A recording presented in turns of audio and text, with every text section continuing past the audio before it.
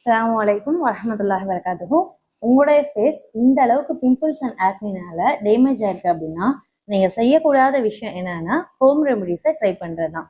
நம்ம யூடியூப்ஸை பார்த்து பல ஹோம் ரெமடிஸ் நம்ம ட்ரை பண்ணும் போதும் நம்ம ஃபேஸ்ல இருக்கக்கூடிய பிம்பிள்ஸ் அண்ட் ஆக்னி இன்னும் அதிகமாகிறத நம்ம கண் முன்னாடி பார்ப்போம். இந்த கடலை மாவு, பைத்த மாவு இது மாதிரி விஷயங்கள் என்னைக்குமே அதுக்கு கம்ப்ளீட் கியூரா நிச்சயமா இருக்காது. நீங்க ப்ராப்பரான ஒரு கெமிக்கல் பீல் தான் உங்களுக்கு கம்ப்ளீட்டான ஒரு கியூரை கொடுக்க போகுது.